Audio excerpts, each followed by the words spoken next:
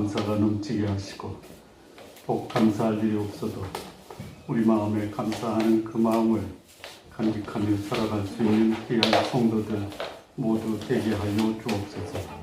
예수님의 이름으로 기도합니다. 아멘. 예수님께서 예루살렘을 향해 가시고 계십니다.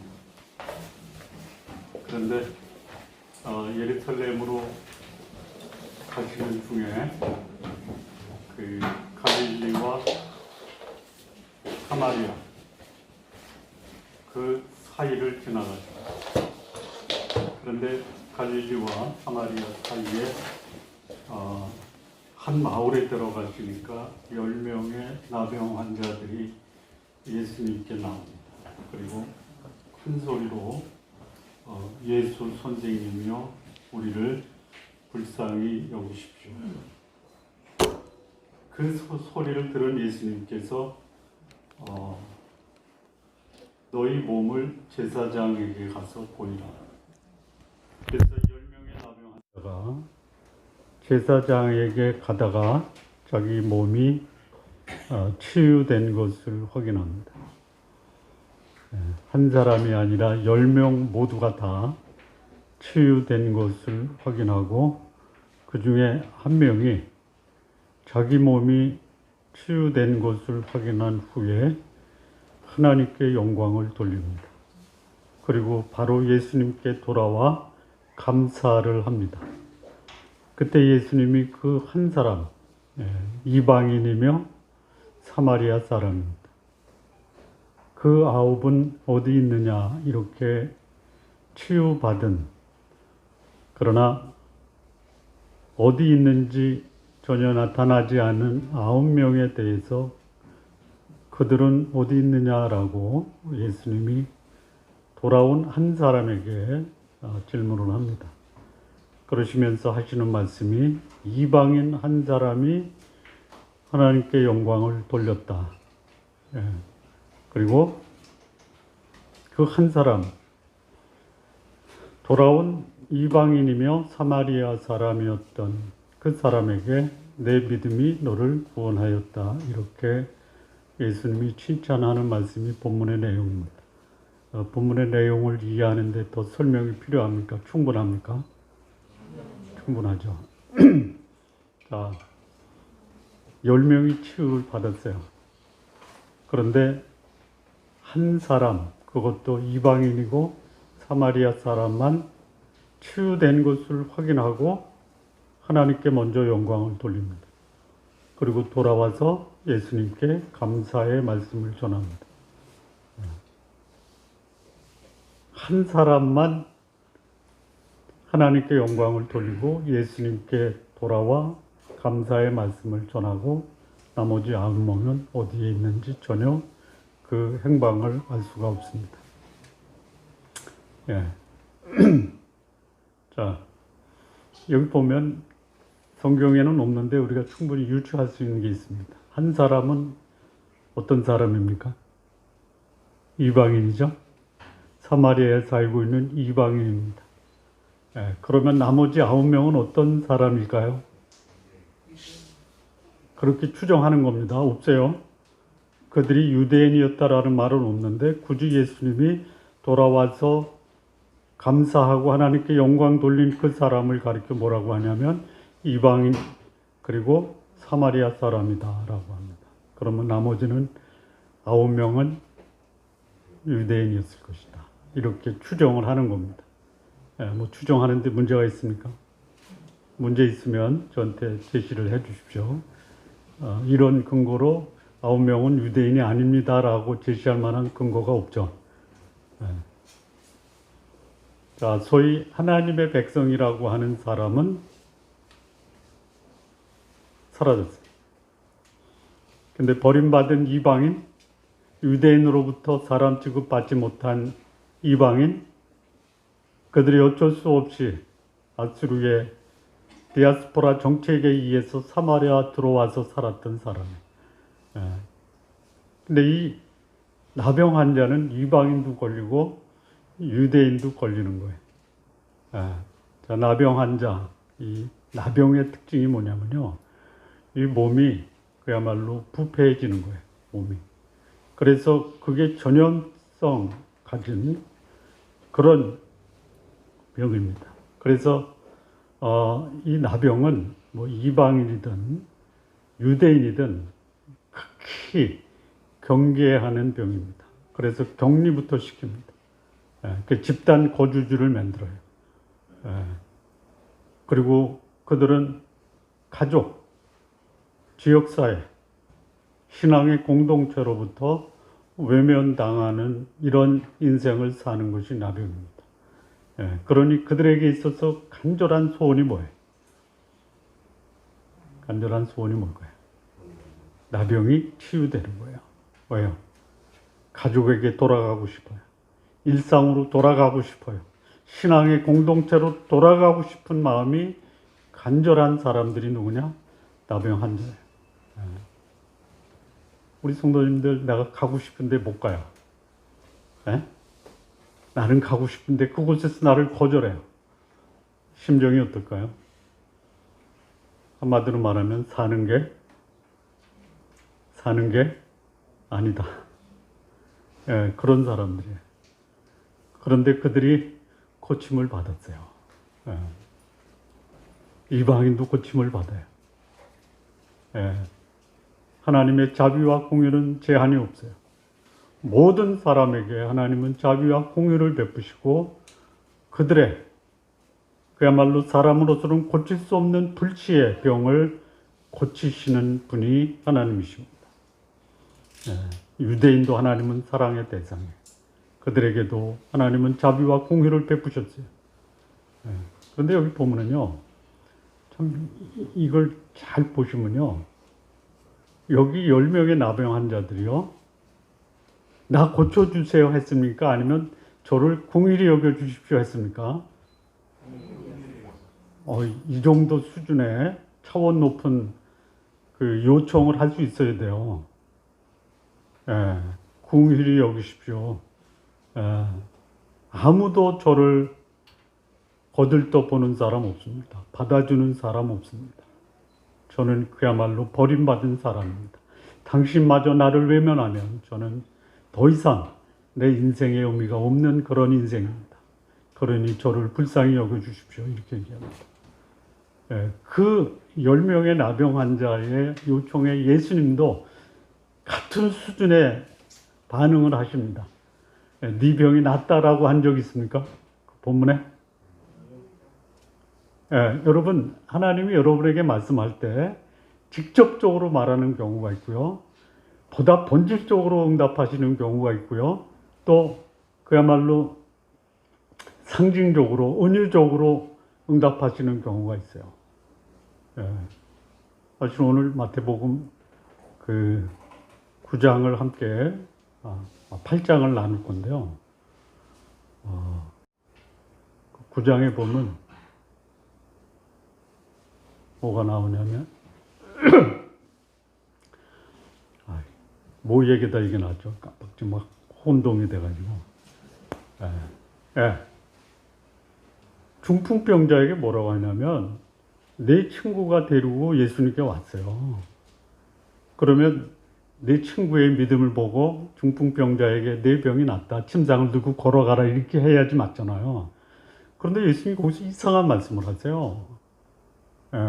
뭐라고 그래요? 내 죄가 사함을 받았다. 여러분, 중풍병이 나는 게 중요합니까? 이 병자에게?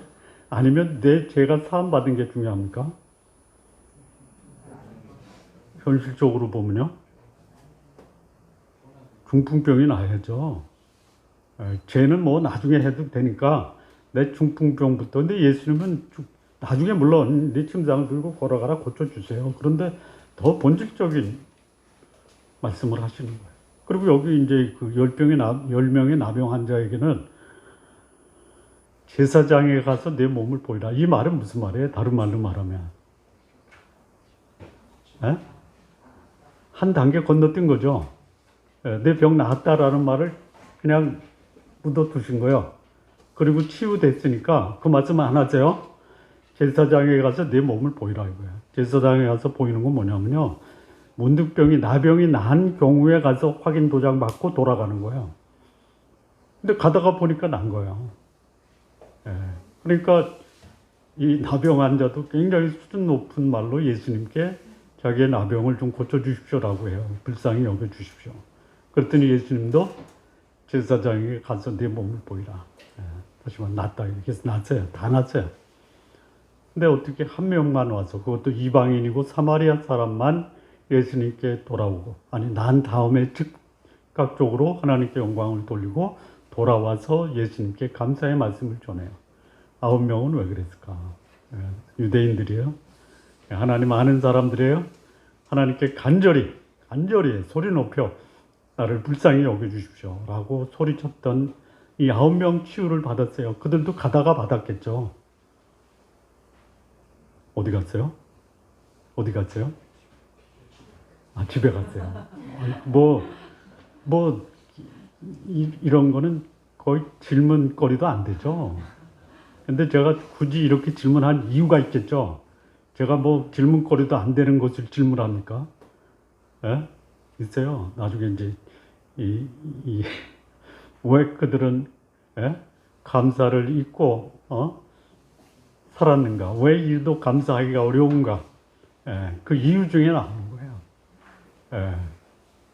자, 여러분 감사하며 사는 게 익숙합니까? 아니면 감사를 잊고 살다가 없어서 있는 게 아니고 있음에도 불구하고 잊고 살다가 그 불평거리나 원망거리가 있을 때 그걸 가지고 부정적으로 말하고 원망하는 데 익숙합니까? 우리는 어디에 익숙합니까? 좀 더 어렵게 얘기하면요. 없는 감사도 찾아서 감사하는 데 익숙합니까? 있는 감사는 잊어버리고 없는 불평거리를 찾아서 불평하는 데 익숙합니까? 오늘 추수감사절이나 한번 우리 깊이 나 자신을 한번 돌아보자라는 차원에서 질문을 드리는데, 감사거리가 없는데 그래도 감사거리가 있을 거다 찾아서 감사합니까? 아니면 감사거리는 맞는데 굳이 불평거리를 찾아서 원망하고 불평하는데 익숙합니까 우리가? 경우에 따라 다르다. 경우에 따라 다르다. 경우에 따라. 제가 가끔 성도님들에게 제안하는 것 중에 하나가 뭐냐면, 다음 주에 이번 주에 그렇게 한번 하고 다음 주에 와서 한번 그렇게 한 것을 좀 나눠보자라고 하는데 그것도 익숙하지가 않죠. 이번 주간에는요, 한번 감사거리를 찾아보세요. 찾아보시고 다음 주에 오셔서는 저는 한 주간 이런 감사가 있었습니다라고 좀 이렇게 서로 나눌 수 있는 시간 갖겠습니다. 다음 주에요. 우리 박정일 장로님 사회 볼 때 입원식 다 같이 일어나서 이제 우리 전후 좌우에 계신 분들하고 인사할 때 저는 지난주에 이런 감사가 있었습니다라고 서로 이렇게 나누는 시간 한번 갖겠습니다. 그러니까 한번 찾아보세요. 의도적으로 눈을 부릅뜨고 찾아보세요. 그럼 있을 거예요. 그 전에 전도 폭발 우리가 함께 훈련하고 전도하러 갈 때요. 전에는 누구한테 전도해 주십시오라고 하면 제가 어떻게 목사님한테, 근데 전도 폭발 훈련을 받으면요 이번 주에 누구 전도할 사람 없는가 찾아다닙니다. 그랬었죠. 다시 우리 성도님들 다시 전도 폭발 훈련 한번 또 할까요? 전도할 사람 찾으러 다니는. 진짜예요. 그러니까 뭐 전에는 안 했던 부모님에게도 전도하고요. 전혀 접근하기 어려웠던 친구한테도 가서 전도하고요. 감사도 그렇게 한번 하셨으면 좋겠어요. 이번 주에는 누구한테 감사할까? 이번 주에는 뭘 감사할까? 자, 왜 이 9명 유대인일 가능성이 높은 이들이 치유된 다음에 흔적도 없이 사라지고 예수님이 그들을 향해서 그들은 어디 있느냐 이거예요. 9은 어디 있느냐라고 예수님이 질문을 하셨을까? 자, 여기 감사한 사람은요, 평소에 사람 대접 못 받았어요. 그가 살고 있는 그 지역에서. 이 사마리아는요, 유대인들이 철저하게 외면했던 지역이에요. 이방인들이 유대인에게는 어떤 대접을 받았어요? 그렇게 수준 높은 말로 하지 말고요. 개 취급 받았어요. 예. 개. 예수님이 그랬어요. 그 수로 보니게 시리아와 페니키아 족속의 여인이 혈루병이 걸쳐서 아니죠. 그 딸이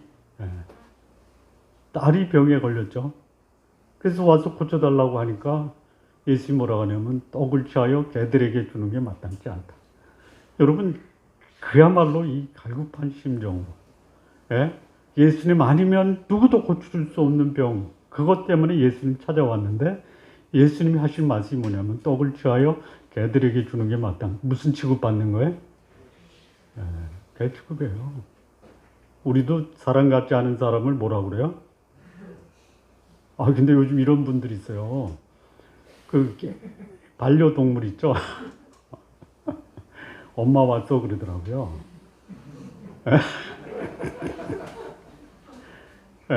그러면 그거를 뭐라고 하냐면 개 엄마라고 그러죠. 전혀 이상하지가 않아요. 그런데 개 엄마보다도 개하고 엄마를 바꾸면 뭐가 돼요? 개 엄마의 개와 엄마의 글자를 바꿔놓으면 뭐가 돼요? 엄마 개가 되죠. 그러면 막 발끈해요. 개 엄마는 괜찮지만 엄마 개는 안 된다 이거예요. 뭐 전혀 반응, 제가 썰렁한 거.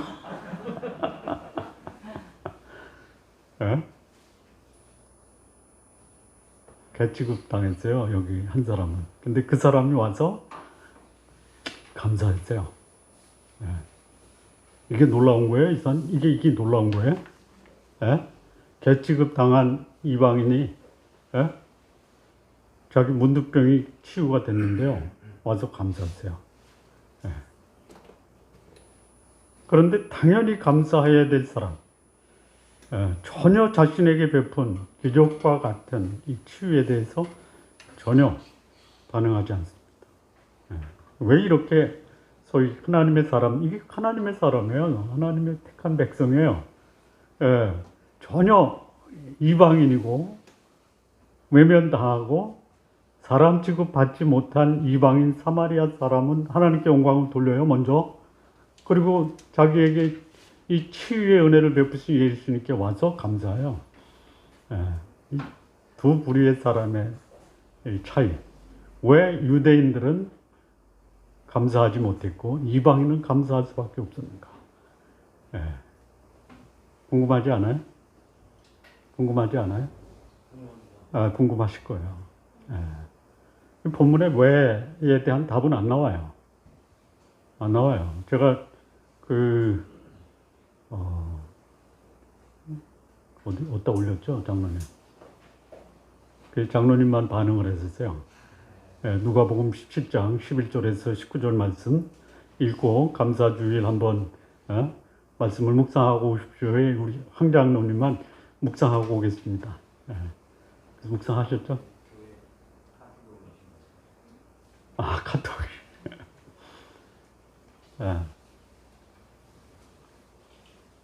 오늘 못 오실 분들을 위해서 제가 기회 있을 때마다 감사하지 못한 이유를 말씀을 드렸어요. 왜 그랬을까? 이 한 사람, 이방인 사마리아 사람은 영광도 돌리고 감사도 했는데 9명은 왜 하나님께 영광도 안 돌리고 감사도 안 했을까? 궁금하지 않아요? 저는 별로 궁금하지 않다라고 생각해요. 왜 그래요? 그게 내 모습인데 뭐. 여러분, 나는 왜 감사거리가 없어서 감사 안 하는 건가? 아니면 감사하는 것이 오히려 불편하고 감사하지 않는 게 익숙한 거 아닌가?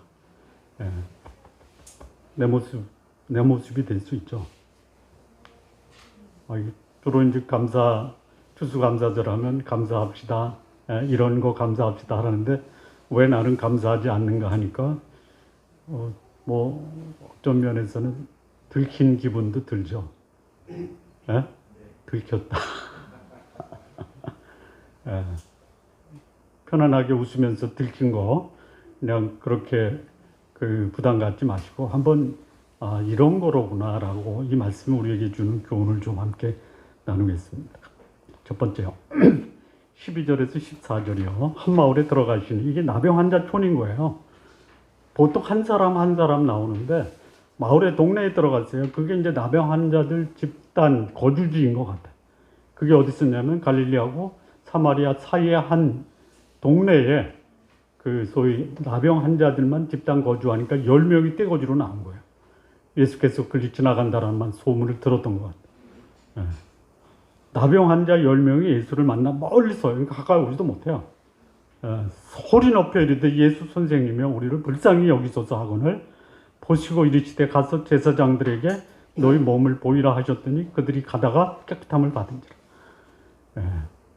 자, 여기 보면요, 이 감사하기가 이렇게 어렵냐? 다 그런 건 아니에요. 한 사람은 감사했어요. 9명은 안 했어요. 똑같은 요청을 해요. 똑같은 요청. 그들의 관심은 뭐냐면 육신적 치유예요. 이게 더 관심이 많은 거예요. 이게 더 관심이 많은 거예요. 그러니까 영적 치유보다는 육적 치유에 더 관심이 많았다라는. 여러분, 육적인 것이 충족이 되면요, 당연히 여기에요. 아시잖아요. 가기 전하고 갔다 온 다음에 다르잖아요. 그렇죠?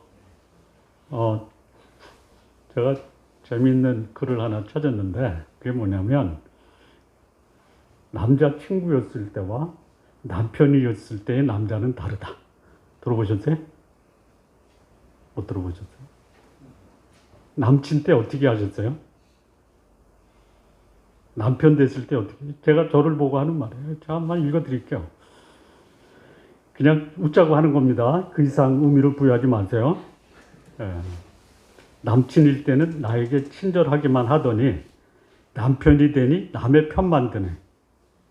남친일 때는 친구같이 편한 사이가 되자더니 남편 되니 상전이 따로 없네. 남친일 때는 나에게만 매너맨이더니 남편 되니 나가서만 매너맨이네. 남친일 때는 자기 앞에서만 울라더니 남편 되니 지 앞에서 질질 짜지 말라네.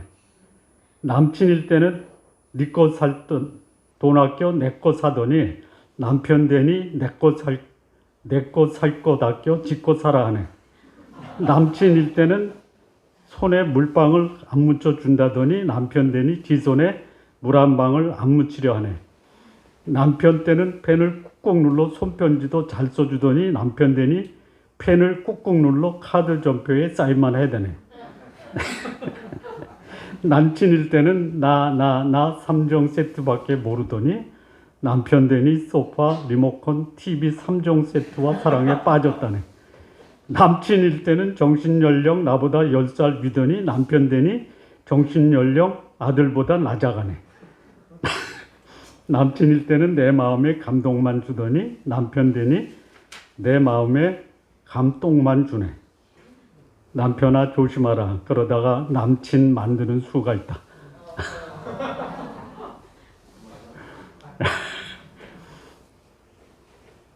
하여튼 뭐 이런 얘기가 있어요. 다 그런 건 아니에요. 근데 대충 뭐 우리 결혼해서 사시는 우리 여집사님들 대충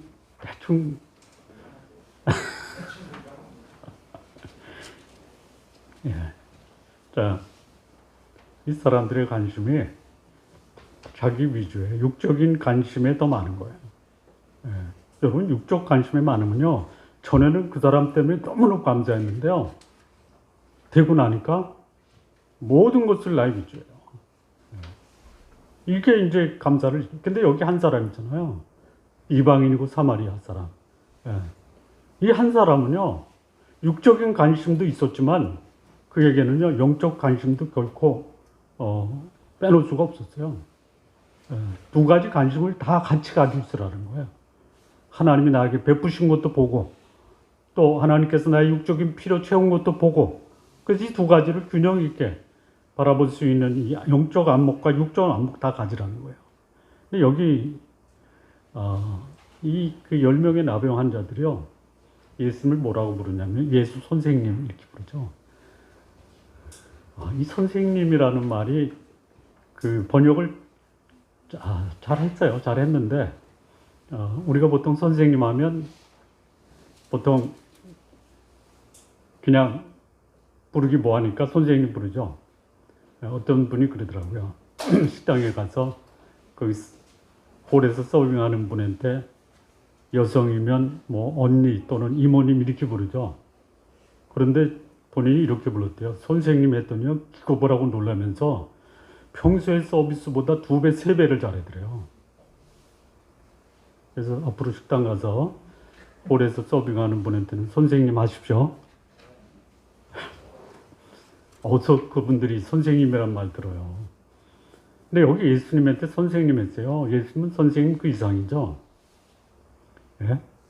근데 사실 이 선생님이라는 말이 아니고 본래 그 헬라어 언어에 보면 주인님이에요.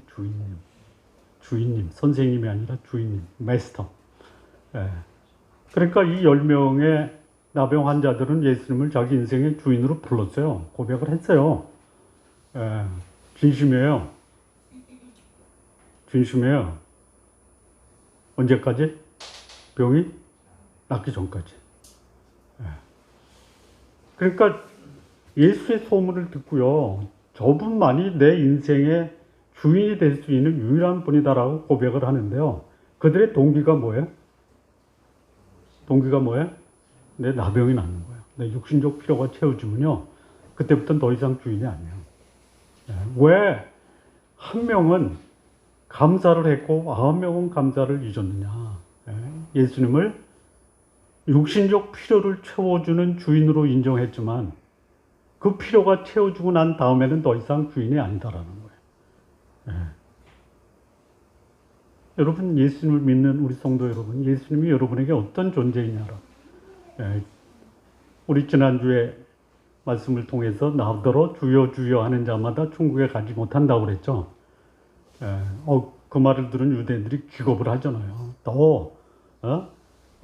제가 주의 이름으로 선지자 노릇도 하고 귀신도 쫓아내고 능력도 행했는데 너희가 그렇게 말하지만 내가 밝히 너희한테 말하노니 내가 너희 도무지 모르겠다. 너 누구냐?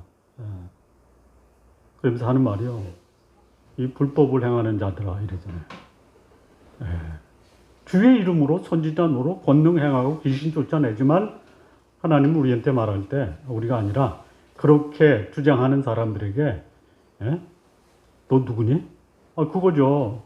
문을 두드리는 사람이 그 집안에 있는 뭐 형제한테 형, 또 그 남자 어른한테 아버지, 여자 어른한테 엄마 이렇게 두들겼단 말이에요. 문 열어보니까 모르는 사람이 뭐라고 그래요? 너 누구니? 천국문에서 그런 일 안 생기도록 하시기 바랍니다. 여기 왜 이들이 감사를 잊었냐? 여러분, 육신에 초점을 맞추면요, 내 삶의 동기가 육신적 필요는 채우는 곳에 내 초점을 맞추면요, 감사하기가 쉽지가 않아요. 오히려 무슨 불평거리 없나, 원망거리 없나, 부정적으로 말할 게 없는가? 여러분, 다른 사람의 장점을 찾아서 칭찬하고 그에게 감사하는 게 익숙해요? 아니면 저 사람 무슨 약점 없나 찾아서 그 약점을 이렇게 들춰내는 데 익숙합니까? 근데 그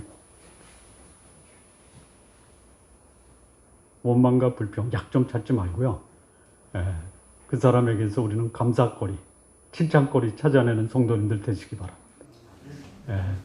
감사를 잊고 사는 그 사람들의 그 이유가 뭐냐면 자기 육신적 필요에 집중을 한 거예요. 그러기 위해서는 뭐 수단, 방법 가리지 않아요.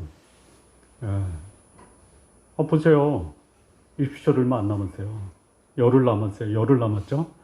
아마 지금 장사진을 치는 데가 점 보는 데죠. 그런데 이제 그런 얘기가 있어요. 점집에 제일 많이 오는 분들이 누구냐? 교회 권사님들이래요.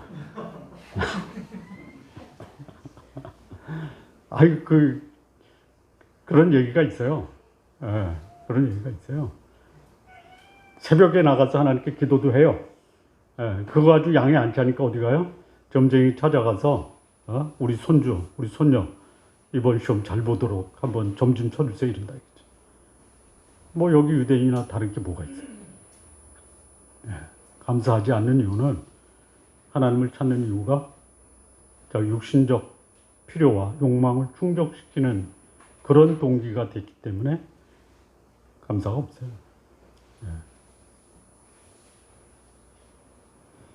자, 두 번째. 15절에서 17절을 보면요. 그중 한 사람이 자기가 나은 것을 보고 큰 소리로 하나님께 영광을 돌리며 돌아와 예수의 발 아래 엎드려 감사하니 그는 사마리아 사람이라. 예수께서 대답하여 이르시되 10사람이 다 깨끗함을 받지 아니하였느냐? 그 압은 어디 있느냐? 그러니까 여기 아까 제가 질문했던 게 그냥 질문한 게 아니에요. 한 사람은 누구한테 왔어요? 예수님께 왔어요. 9은 어디 갔어요? 집으로. 여러분 집으로 간 게 잘못된 겁니까? 집으로 간 게 잘못된 거예요? 당연히 집으로 가야죠. 그런데 왜 이들이 감사를 잊었냐면 육신적 목적이 달성되면은 그냥 과거로 돌아가는 거예요. 나에게 이런 치유와 은혜와 복을 주신 그 전능자에게 돌아가서 감사 표현하는 것보다 목적이 달성되면 다시 과거로 돌아가는 거예요. 제가 들은 얘기 중에 참 이런 경우도 있구나. 어느 권사님 남편이 그렇게 바람을 좋아하셨대요. 권사님 남편이라고 바람 안 좋아해요? 좋아하신 거예요. 근데 암이 걸렸어요. 암. 나병 환자와 같은 거 아니겠어요? 그래서 이 바람 좋아하는 남편이 다시 집에 돌아와서 자기 아내 권사님에게 당신 하나님께 기도 좀 해달라고. 나 죽게 됐으니. 그래서 불쌍히 여기서 공의히 여기는 마음으로 이 권사님이 이제 간절히 하나님께 기도하신 거예요. 그런데 진짜 하나님이 응답하셨어요. 하나님은 진짜 응답하십니다. 그래서 권사님 남편, 바람 좋아하는 남편이 치유가 됐어요. 어디로 갔을까요?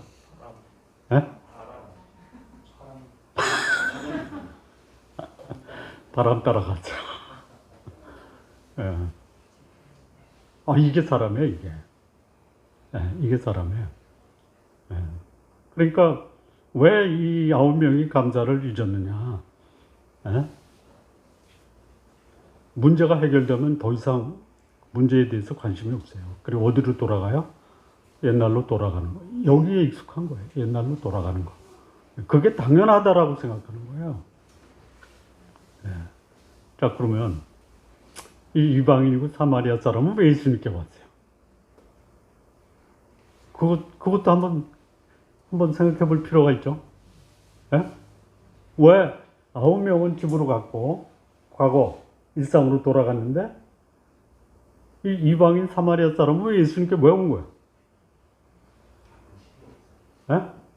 누가 그랬어요? 누구야? 갈 곳이 없어요. 갈 곳이 없는데 어디 가겠어요? 여러분, 갈 곳이 없는 게 감사한 거예요. 갈 곳이 없으니까 감사하러 온 거 아니에요. 감사해서 온 거죠. 그런데 갈 곳도 없어요. 자, 왜 그랬냐면요. 이방인이고요. 사마리아 사람이에요. 여러분, 한번 보세요. 불신자들 그 세계에서 회복 가능하면 뭐 온갖 그 희생과 헌신을 해서 고치려고 하죠. 불가능하다. 어떻게 하시겠어요? 그것도 전염되는 거예요. 어떻게 하겠어요? 어떻게 하니? 없는 자식으로 여기죠. 그렇죠? 사람의 가치가 있을 때 가치 있게 여겨요. 여러분, 유아를 죽이면 살인죄예요. 태아를 죽이면 뭐예요? 권리래요, 권리. 여기 권리에 그게 살인이지. 그런데 그렇다 이거예요, 불신자들이. 하나님 없이 살아가는 사람들이 사람의 가치를 그냥 이런 불치의 병을 고쳐서 자기한테 해가 되는 사람은요, 차라리 없는 게 낫다. 그 96세 된 어느 권사님이 이제 정신은 아주 말짱한데 수족을 못 써요. 그래서 가족 회의를 해서 요양원에 모셨어요. 그 권사님이 이제 나는 죽었다. 왜 그래요? 요양원 가서 죽은 게 아니에요. 가족에게 버림받았다 이거예요. 뭐 상황에 따라 다르지만 가급적 가족은 가정 안에서 지켜야 돼요. 가정 안에서 지켜요. 근데 저는 생각을 해봤어요. 내 가족이 나를 잘 케어해 주기를 기대하고 기도하고 그렇게 원해요. 그런데 내가 가족들에게 불편하면 난 내가 내 발로 요양원 가서 요양원에 계신 분들에게 말씀 전해야 되겠다 라는 생각을 했어요. 문제가 돼요? 아니죠. 근데 여기 이방인이고 사마리아 사람 갈 곳이 없어요. 가족들이 어떻게 생각하겠어요? 아마 내 가족 중에 나병 환자가 있다라는 말조차도 못하고 흔적도 없이 이 나병 환자 가족을 그냥 제외해버렸을 거예요. 돌아간다고 받겠어요? 그런데 보니까 자기를 사람으로 대해준 거예요. 자기의 간구를 들어주신 거예요. 그리고 자기가 원하는 것을 완벽하게 이루어주셨어요. 자기가 이루어지는 것을 본 거예요. 나병이 났어요. 제사장에 가서 보이라는 것은 난 것을 가서 확인받는 건데요. 가기 전에 벌써 자기 자신이 회복된 것을 확인하고 하나님께 영광을 돌리잖아요. 이런 일이 있는 거예요. 그리고 자기를 완벽하게 회복시켜준 그분, 내가 고백했던 예수 선생님 나의 주인이시여 라고 하는 것을 이 이방인 사마리아 사람은 그것을 자기의 몸의 치유를 통해서 확인한 거예요. 어디로 가겠어요? 예수님 쪽 온 거예요. 여러분 아무것도 없고 아무도 반겨주지 않는 것을 오히려 감사하실 수도 있어야 돼요. 나를 기다리고 있고 오매불망 내가 낫기를 기다리는 가족들이 있다. 그러면 이 생각 속에 무엇으로 가득할까요? 나를 치유해 주시는 내 인생의 주인을 생각할까요? 아니면 나를 기다리는 가족들에게 돌아갈 날만 생각하면서 살까요? 감사하지 못하는 이유가 있어요. 내가 붙들고 있는 것이 있어요. 돌아갈 집이 있어요. 돌아갈 일상이 있어요. 돌아갈 친구들이 있어요. 그러면 내 몸이 치유돼도 감사거리가 넘쳐나는데도 불구하고 금방 잊어버려. 우리 그런 경험들이 있잖아요. 저도 그런 경험이 있었는데요. 진짜 간절히 기도하고 하나님의 도움을 구하고 최선을 다해서 노력하고 결과가 나왔어요. 원하는 결과가 나왔어요. 그때 어떻게 했는지 아세요? 여기저기 전화해서 나 합격했어. 나중에 보니까요. 이렇게 합격하는데 결정적인 도움을 준 하나님이 계신데. 그래서 나중에 깜짝 놀라서 하나님 아버지 감사합니다 했어요. 이게 여기 9명 치유받은 나병 환자의 모습이 아니라 제 모습입니다. 제 모습. 자, 세 번째. 왜 이 9명이 감사하기를 잊어버렸는가?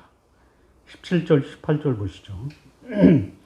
이 이방인 외에는 하나님께 영광을 돌리러 돌아온 자가 없느냐 하시고 그에게 이르시되 일어나 가라 내 믿음이 너를 구원하였느라 하시더라.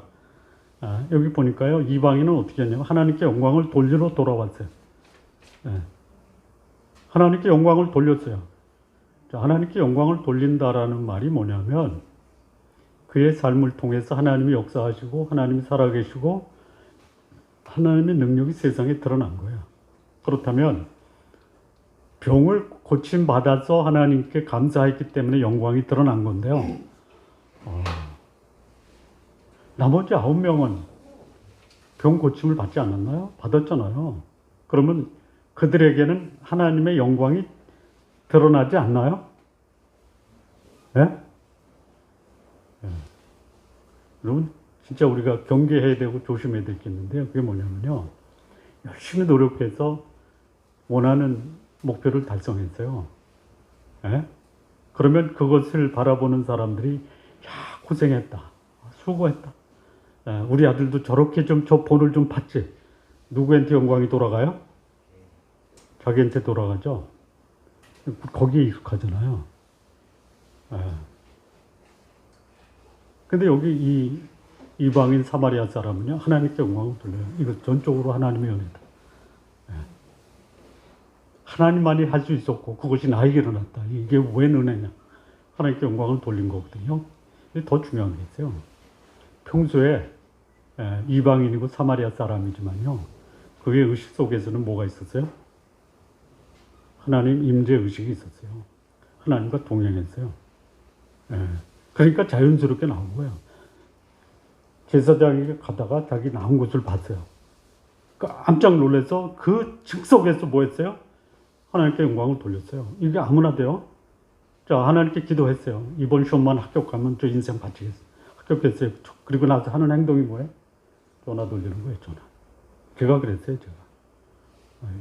이해해 주세요. 제가 그때 20대 초반이라 그랬어요.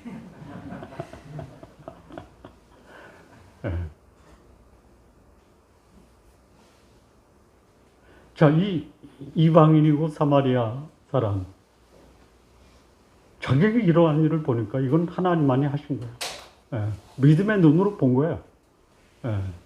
그래서 하나님이 자기가 행하신 것에 대해서 그 가치를 인정한 거예요. 영광을 돌리다. 뭐 이 말과 같은 말이요. 감사를 돌리다. 찬양을 하다. 다 같은 의미예요. 그 같은 의미가 언제 가능하냐면요, 평소에 하나님과 동행할 때 가능한 거예요. 그러니까 여기 이방인은 하나님의 임재의식이 있었고요, 유대인 9명은요 하나님 임재의식이 없었어요. 하나님의 백성이라는 것에 대한 자부심이 있었지 몰라도 그의 삶 속에서 하나님 임재의식이 없는 거예요. 그럼 감사가 나올 수가 없어요.